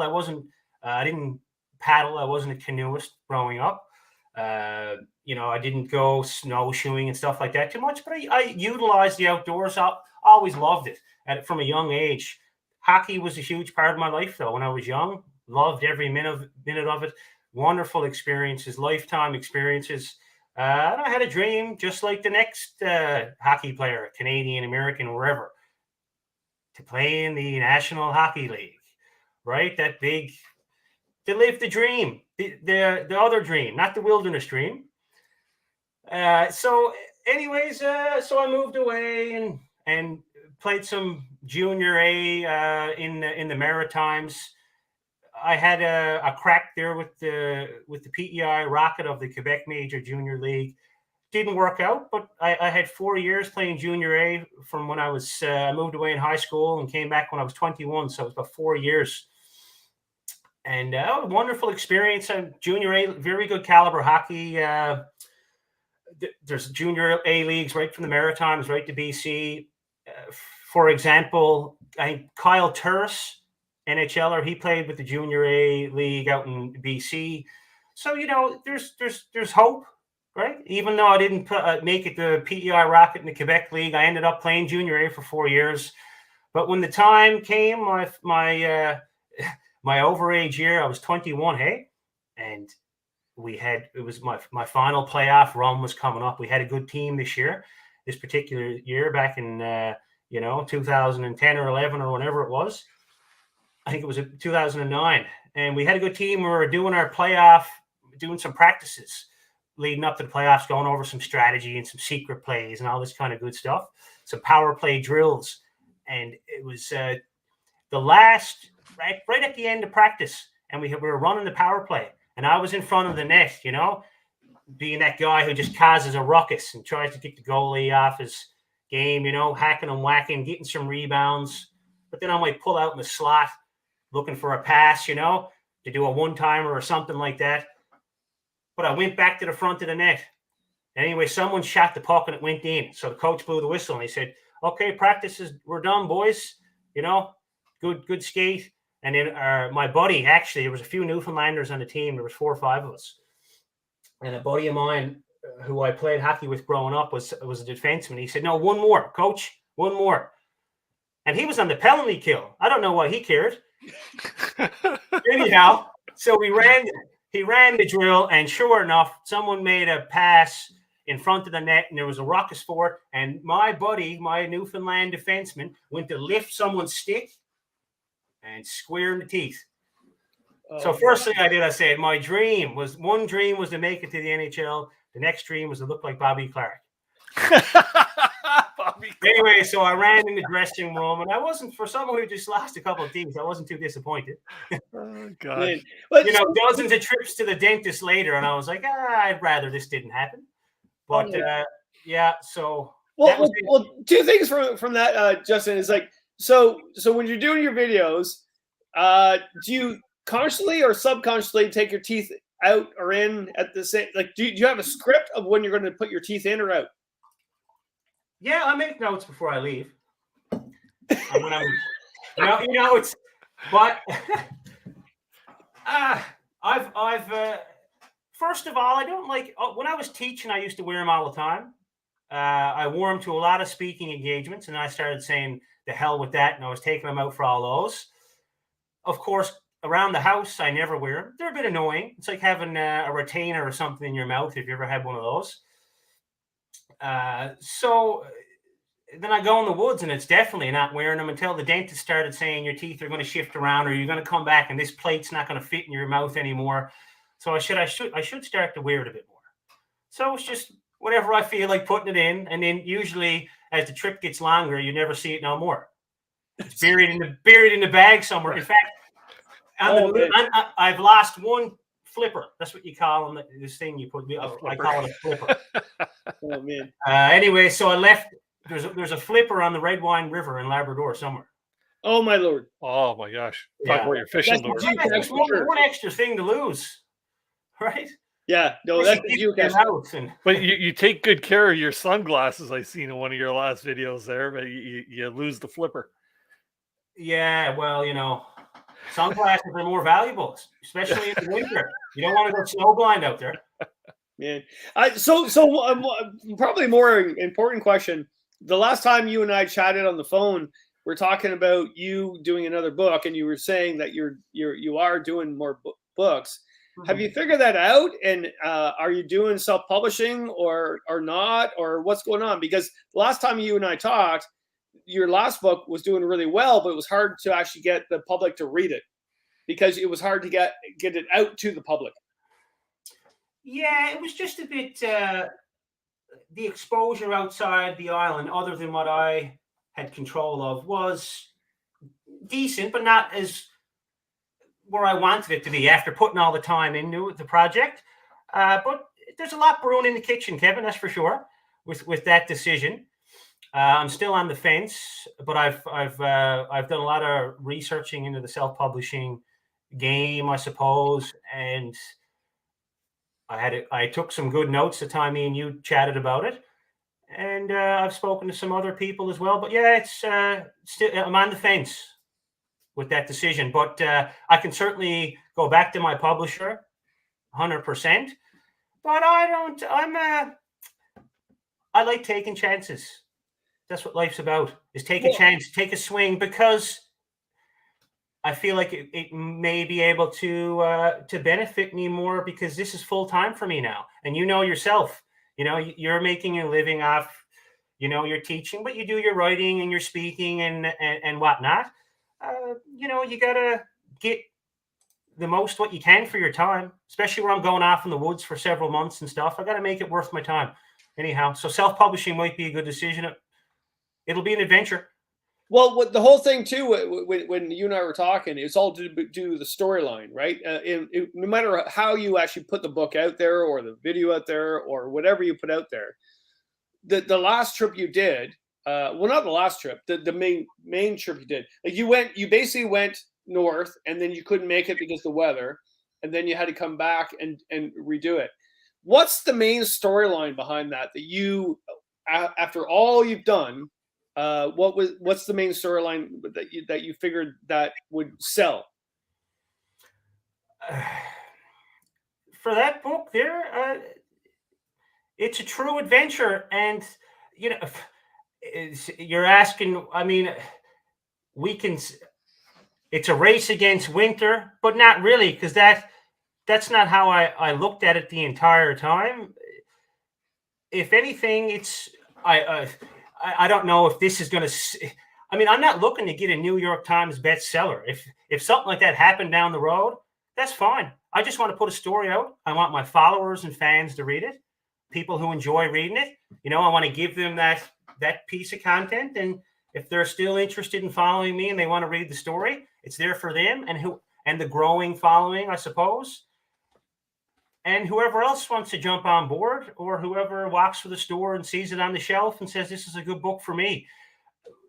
But it certainly would have the message, I guess, that I was a bit disappointed that I didn't finish the trip. But then when I got back home and started thinking about all the crazy shit, excuse my French there, that went on, that in itself was worth it. You know, even though I didn't make it to the end of the projected goal because of winter, I still had an experience, and that's what it's about. It's about the journey, you know, it's about that journey, and whether that's enough to make it a catchy seller or something that catches people's eye. Well, it might be, it might not, but it's going to be a good story. Is that from the island? I mean, like Newfoundlanders, like really, you got good storylines, you got great musicians. I'm not sure, maybe because you're on an island, I don't know. But is it the storyline compared to the journey more important? To me? Yeah. No, I mean, people in Newfoundland, usually you can't go to the store, knowing here, get a carton of eggs and come home without telling the story about how one of the eggs was cracked and someone wouldn't give me a new egg and something. You know, everything's a story. But yeah, I mean, I'm not out there trying to do anything more to make this storyline, be something more than it is. I'm just out enjoying myself in nature, which is what I like to do. Everything else that comes along with it might make the story more interesting. I don't know, but for me, it's the journey. And there's certain times where I'm like, I don't know if I want to go back to this life of sitting around and, I want to be outdoors as much as possible. I want to be out several months a year if I can. But, I come home and know that there's every trip's a story. You go out for a week, there's a bit of a story to it. So why not share it? And that way, people are going to better from it. Maybe they become better outdoors people. Maybe they just become better people. Maybe they get the drive to go after some lofty goal of their own, whatever it might be. And I get to do what I love to do. Well, do you have any of those, not regrets, because I don't think you would ever have any regrets in your life, but the second guesses? Did you ever say, gosh, I wish I still was a hockey and I did the NHL thing, or I still stayed and taught outdoor education, or now you're saying, hey, this is really cool what I'm doing right now? Is there any moment where you're like, maybe I should have went to the left instead of the right? No. Not now. For a few years there, I was trying to transition into teaching. I enjoyed teaching, loved it. I mean, with hockey, once junior's over, if you haven't got drafted or anything like that, I mean, it's over anyways. Once I came home and started playing senior hockey here in Newfoundland, great league, ex-NHLers, ex-pros, very good hockey league. But then they're chasing you after the game with 2 fours of beers and pizzas. That's not happening when you're away playing junior, working your way to a shot, to play at a higher caliber. Those things don't happen, right? They're coming behind you with Gatorades and bananas. Yeah.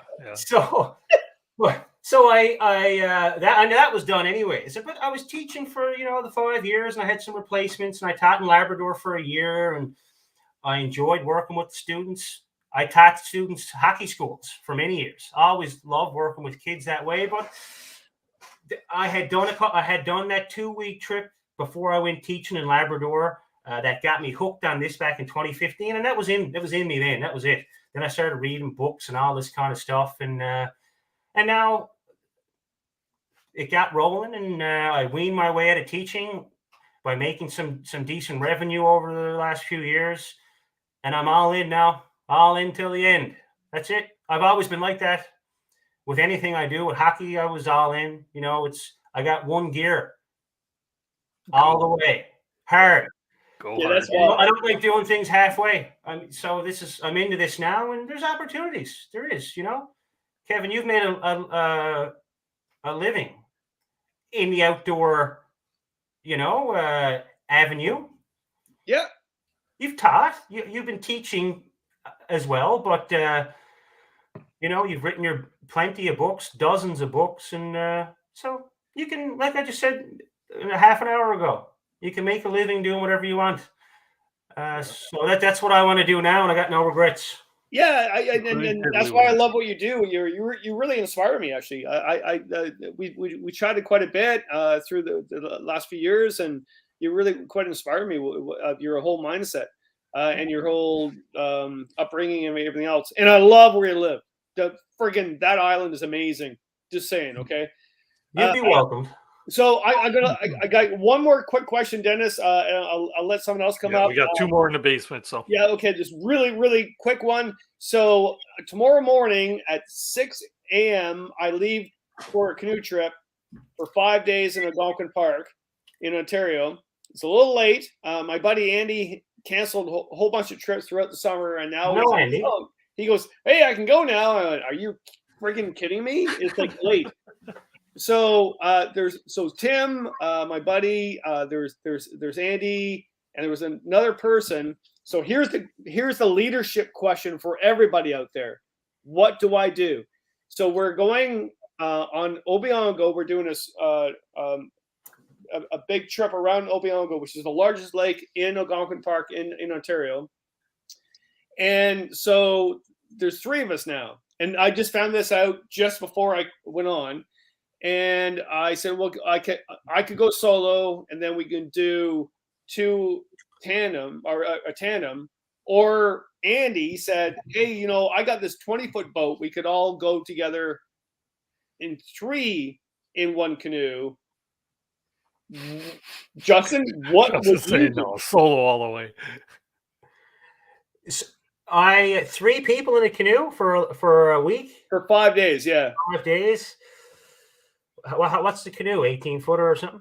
20. Oh, 20, you say? Hey? Weighs 112 pounds. Okay, yeah, and or you could. I suppose that's not, even if 2 people carry it, 60 pounds apiece, could be worse. I don't like the idea of 3 people in a canoe. I don't know, because I'm in the middle of the canoe. So we're not allowed to call it anymore. But we used to, in the old days, we used to call it the princess boat. Oh, you're just flicking water in the ear and stuff. Yeah, and they thought, hey, Kevin, that would be really funny if you just sit in the middle of the canoe and we paddle you around for 5 days. I went, no, I don't want to do that. Imagine the whiskey you could drink. No. And so here's the thing: is like, so would you say? But this again is the largest lake in the park. It's huge, right? Yeah. So do I go solo and let them tandem for 5 days, or do I say, okay, well, I'm going to sit in the middle of the boat and do that? That's a big question, and I don't know. It's all packed. I got everything here. It's all packed. Look, I'm all packed. You're prepared. What do I do, Justin? What do I do? take your own canoe. You wouldn't catch me sitting in the middle of the canoe for 5 days. That would be funny, actually. I would put that on TV. What's that, me? Yeah, you sitting in the middle of a canoe. Yeah, I don't know, but I wouldn't shut up. I wouldn't say. I'd be sitting there, and I need to be doing something. If not, my mind's going. I know. No, it'd be fun. You'd be good entertainment for the group. I think you should solo, Kevin. I think you should use a kayak paddle. Yeah. Oh, I've already got that. I already have this in my mind that I'm going to be in the middle of a canoe and I'm going to do a double blade. Oh yeah. No, I don't know. I mean, it's up to you. Okay, so when this all happens and things go bad, I can all say it was your fault, Justin. So he's got. Well, they want you in the middle, sitting there. Yeah. Do they? Is that what they want? Yeah. Why? I don't get the. Well, it's a 20-foot boat they have, so in theory. Oh, so they really want to split that weight up, I suppose. Well, it makes kind of sense. There you go. There's your answer right there, Kevin. You do a Baird thing and make a catamaran with a sail. Yeah. What? Really? What's a 20-foot canoe? Who makes those? Oh, it's funny, and Andy has one. He has more canoes than I have. Wow. So he has a 20-foot, and it weighs 112 pounds. And I said, well, we're not portaging that, and we're dragging it across. Like I can't lift 112 pounds. Like you could, Dennis most likely could, yeah, but I cannot lift 112 pounds. Dennis doesn't want to. Wait, Kevin, you got what? Are you Scottish ancestry? Well, okay, that means I can. Okay, so I will flex those muscles, Kevin. Yes. Get going. If I wear a kilt and I'm fine with my lower anatomy not curling up inside of me, I'm fine. Okay, we're good. Yeah, no, I'd say you kick back. You've deserved it. You deserved a break. No, I can't do that. You sit in the middle now and have a few naps. I can't sit. I can't. And you know what? I think you made the decision for me. It's logical to do that, but mentally I could not sit in the middle of a boat for 5 days and just say, "Paddle on, boys." I couldn't do that. Yes, you'd need one of those little mini emergency paddles or something, just to make it seem like you were doing. Yeah. You know what I mean? Those little 3-foot ones they hit with a raft of Canadian Tire. Yeah. Get one of those, and you're not even. You do more paddling with an egg beater, but at least you're moving. But I'd say take your solo canoe. Okay. Well, okay. I think you made the decision for me. I'm at the point, if I were to go on a trip now with someone else on a long canoe trip, I'd want my own canoe. And they can take their own canoe and they can take their own tent too. I like that. I don't want to sleep in a tent with no one else, and I do want to be in a canoe with them, but I'd just rather have my own. Oh, you're one of those, my Lord, that whole debate's out now. You become that millennial or something like that? What are they called? Why? Because I want to go on my own? I'm just joking. I don't really. What do millennials do? I don't know. I'm not a millennial. I don't know. Dennis will tell you. I got a huge debate going on social media a few days ago about something that was going on social media, and I just said, "Here's an article. What do you guys think?" And oh my God, it got a lot of attention. And my answer was, I teach. Today had a bunch of students out doing hot tenting, putting the tents up, whatever. They're great, but you never remember those days, though, Justin. You don't judge. I never judged any of them. If I judged my students, I wouldn't have my job, right?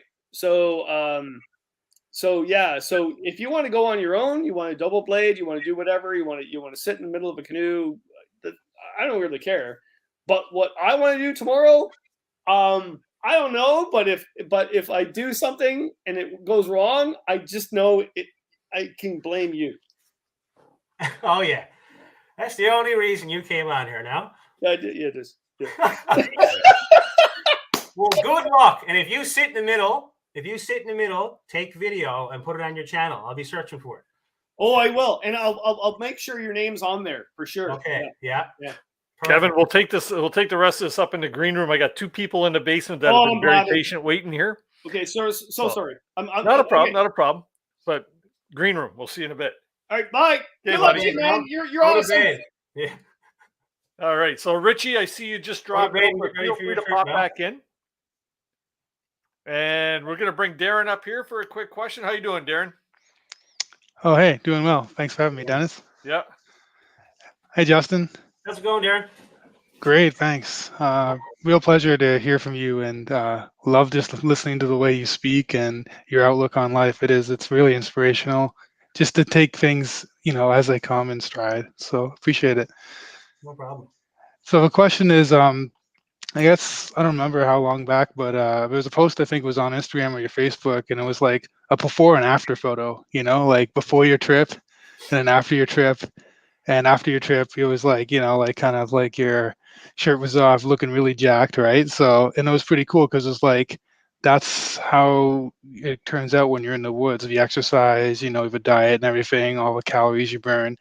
And I was just wondering, it makes me think, for anybody who's thinking about doing a longer trip, like for me, a week or two is a pretty long trip, but to get back in shape, you know what I mean? To get into the mindset, both physically and I guess mentally too, what do you do to prepare? Like I know, for example, when a couple of folks like Chris Prouse and Julia, they were doing the Meanest Link. They were literally training. Oh, there's the question. Sorry, Dennis. But like we were literally like training, I guess, off season, right? Like they take it seriously and they made like their own training thing to get the paddling miles in or do certain amounts of reps uphill, carrying a pack, whatever it is. Do you do any of that stuff, or what would you recommend just to like, prepare your body for more than a week or two, let's say in the woods, of standard portages with a decent pack? You got a pretty heavy canoe because you're probably in white water, that type of thing. What's your prep like? Just keep moving. Keep moving every day. Just being involved in sports and stuff. Like I've always like to live a healthy lifestyle as much as I can. And do some running here and there. I lift a few weights and stuff like that. I don't do anything too specific. I take the dogs out every so often or whenever I go. And if it's not around this town streets, most of the time I take him into the woods outside the town here. And I have 30 or 40 pounds in the bag, just always in there, just a bunch of gear thrown in there. Sometimes it's a bag of dog food. But I don't go out paddling miles, or I just try to move. I think is more important. Stay active, because if you're, for myself, I suppose I know that there's some times where I try not to let it happen, but work and sometimes plugging away at the computer does demand a lot of time, and I don't get out as much as I'd like to in spurts here and there. And I can find, like, just from playing sports and stuff like that throughout my life, hockey, my knees start to get a little seize up and get a little sore and stuff like that. Could be old injuries. But when I'm moving every day, someone just said it, it's the fountain of youth right there. Yep. Came up on the screen. It just keeps the joints well lubricated, and you're not going to get out there and get those stress injuries that occur because you planned a trip for a week, but for the 3 months before that, you aren't doing nothing. So I think you just keep moving, keep the body moving. You don't have to go out and tie 25 tires behind you and start going up a hill and take a picture and put it online or nothing like that. But just that kind of stuff helps. I do some sprinting and whatnot when time allows, but just keep moving whatever way you like to move the most. And that will prevent some of the things like little stress injuries and tweaks that could happen when you're, just say carrying the bag day after day, backpacking, or maybe it's your shoulders paddling all the time, or your wrists. So just keep the body moving. With that being said, Justin, does it take you a few days to get into the groove once you get out on one of your expeditions? Yeah, for sure. That's usually the hardest part. Hang on good right off the get-go. That's the hardest part, is getting momentum. Right. Especially maybe I spent other than a night or two here and there, say the summer when I went out for the 4 weeks up in the Great Northern Peninsula. The month and a half before that, I did a couple short trips for a night or two. Me and Heather went out for a couple family ones. I did a couple hikes, but I wasn't doing so much leading up to it. But I just hadn't spent a long time in the woods either for 2 or 3 months, which was long for me. So at the start of a trip, it's nice to take a bit of time. I like to stay at a campsite for a day or two, get my body and mind in the groove, if you have the time to do that. But if not, just get moving, and each day the pack feels a little lighter, or the canoe doesn't feel as hard to paddle, things like that. And then you got your steam going, and you're firing away. So that's how I find it, Yeah, it makes sense. It's like you got to make a habit, I guess, of just being in motion, right? And I think, with COVID and stuff like that, for me, I've had some excuses about working from home, staying at home, but really at the end of the day, you can just get up and do something, walk the dog, right? Or something like that. So it's a good point. Thanks. Yeah, some days it's as little as that, is to get up for 30 minutes and take the dog around. There's, I won't lie. There's days too where I've been here all day at the computer, and I don't got that itch, the momentum. I'm stationary, right? I'm that dead weight ball just sitting there. Someone's got to push me and get me going, right? I got to push myself is what it comes down to, if you really want to do it that bad. But I have days like that too where I don't get out. In the words of Nike, just do it. Got to get up and go at it, right? You just got to get out and do it. It's simple as that. And if you want to get out and carry 40 or 50 pounds around in the bag, that's not going to hurt you. Or 20 or 30 pounds, something. It's always good to add a little bit of resistance, right? I'll take the dogs, and I could be going on a ATV trail behind town, and then I take a hard left and going right to the bush. It's all their bushes, and there's trees hitting me in the face, just to have a little bit of a challenge for 15 or 20 minutes, a bit of resistance, something that I feel like is holding me back. And that's, so it's either that or putting a bit of weight in your bag, or whatever, or paddling into the wind. I don't know. Little ways to keep yourself going, but it doesn't have to be nothing too elaborate. I don't think that'll make the difference, but just keep yourself moving, and you don't want to seize up like the Tin Man. There you go. Great advice. Thanks for sharing. No problem. Keep her going, Aaron. Yeah. Thanks for having us. Have a good one, guys. Best of luck. Thanks. And then, Justin, we got one more in the basement. He's been very patient. Darren, hang around for a bit too, by the way. Richie, how you doing tonight? Richie. Hey, how's it going? Hey, how you doing? Holy cow. Excellent. Last one. Yeah. Justin. Oh, shit. This is the first time I think we're talking in person, but I've been following Justin for years now. New York, is it, or just outside? Yes. Yeah, New York, upstate New York. Wicked. Yeah, no, I found a video one day online and just got hooked. Thank you. Yeah. I see Rich right now. Sorry about that. The kids are sleeping.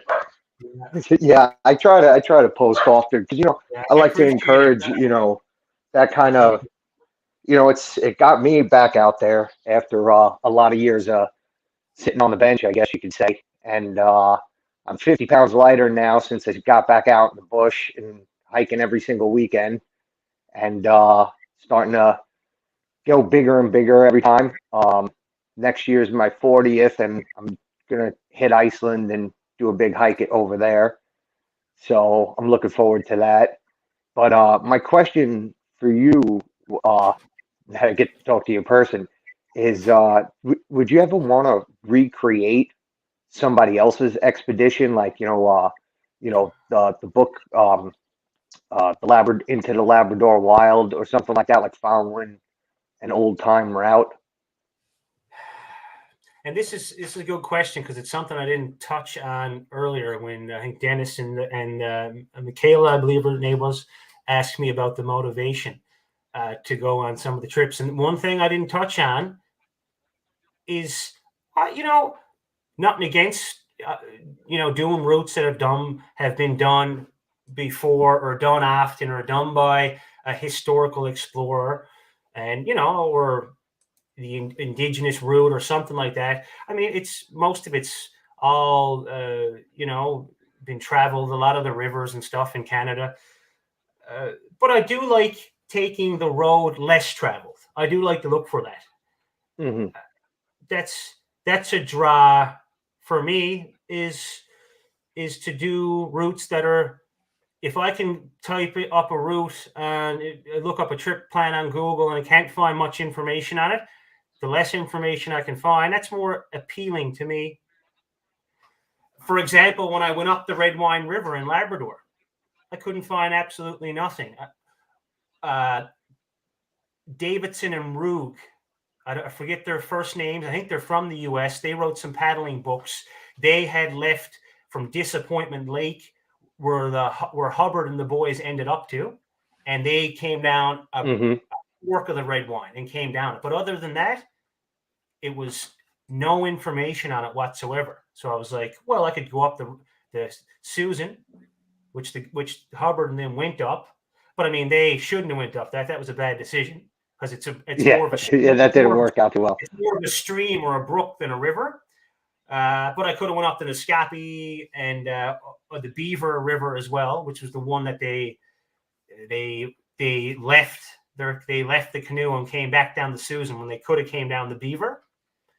You read the book, right? Mm-hmm. Yeah. So I had a few options, but the Red Wine was the least talked about river that I could choose to leave Northwest River and get to the height of land up by Smallwood Reservoir where I reached on that trip. So for me, Red Wine, here we go, right? So I like certainly the less traveled path if possible, but I wouldn't mind even tracing along some of their route one day. But it's not something I'm looking for. Mm-hmm. Yeah, no, I understand. Yeah, no, I just read another author. Okay, who's that now?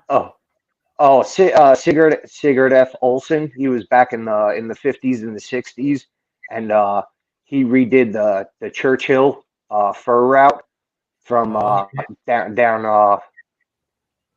I think it went down to Montreal, but it started out out in the middle of the continent, kind of 500-mile canoe route, and it was a really interesting to see his modern take on this route that people were doing from like the 1600s, and it was just like interesting to compare like how those guys used to do like 20-hour days and stuff like that, and do it in half the time that him and his group did it in. It was a pretty interesting book. They did it in half the time that his group did? Oh yeah, they what he was saying was the 500 miles they would cover it in about a little over a week, because they would start at like 2 a.m. and put in like a 20-hour canoe day. Yeah. And, and they would literally just stop to eat, and yeah. There was less leisure involved in it. Certainly at that point. No, you know what I mean? It was a job. Yeah, exactly. Yeah. Yeah, exactly. Yeah. But and then to see like a modern take on it, comparison was like really interesting. What was the name of that book? Oh geez, that's hold on one second. I'm sorry. I just finished it last month. You're a young guy, Richie. Leave the brain farts up to us old guys over here, right? I wish. A Lonely Land. Oh, okay. By Sigurd F. Olsen. Any of his books, but I've heard of that one. Right on. Yeah. No, it's a great. Yeah. I mean, typically, it's certainly in Canada. I mean, there's any route. Someone has done the route, chances are, at some point in time, whether there's a book out on it or not, but certainly nice. I can see that being interesting to compare the two, but right on. But you're going to Iceland. That's excellent. Yeah, good luck with that. Planning. Yeah, I've been planning it for a long time. Yeah, I've been planning it for about 10 years now, but kids and marriage and the house and stuff. And now I'm just like, well, it's my 40th. So now I got to do it. It's my present to myself for a lot of hard work. Awesome. Will you be documenting that trip? Probably more with photography. Yeah. Yeah. I'm not very good on video kind of thing. This is my first time probably. You can make it work, Richard. But yeah, But that's yeah, no, it's glad to labor. hear. I've been training for it. Yeah, thank you. Cool. But it was awesome. So nice to like actually talk to you. I really appreciate you taking the time. Can't believe you popped in. Made my night. I saw there was room for one more, and I said I got to do it. Thank you. Have a great night. Yeah. Take care, buddy. All the best. All right, there we go. Well, a couple more questions, and we'll wrap this evening up here. There's one quick question that I seen in the chat here, Justin, that I'd like to get across to you from Nate Muskoka once again. He's asking, when you're doing your voiceovers, which lend a lot of character to your stories, are they written out first, or do you just freestyle and line it up with the footage? There's certainly the voiceovers would be one of the last things I do, I suppose, generally. But it's something I'm always thinking about as I'm going through the footage. If I say, this could be a good spot for a voiceover, maybe an educational or some sort of fact on the land or the route, or maybe it's just the situation that I didn't put an ending. I filmed the start and the beginning, but I didn't film an end because everything else that went on. So it could be a voiceover, could be a good way to clue that up. So I'm always thinking about them, and something I'd probably do is just hit the voiceover button as I'm doing the roughest edits and just babble something into the screen or into the computer, and then it's there on your timeline. I do that a lot, and then I'll go, once I'm fine tuning it, then I'll tweak that. Sometimes I'll just say it off the top of my head based on that previous little voiceover that I slapped in there, and then some of the other ones I do, write out a little thing and twist it around and do a bit of editing to it, and make sure it's the good words for the moment or whatever it might be. Sure. So it's a bit of both, I suppose. Bit of freestyle, bit of written. Yeah, it's hard to kind of. It's never the same. Yeah, it's always a bit different. You got to mold it into the story, right? Yeah, for sure. Cool. And one final thing I want to talk to you about or ask you about is your diet on these trips. I know you're doing these massively extended trips. Are you generally setting up food drops, or are you self-sufficient pretty much from the beginning of the trip?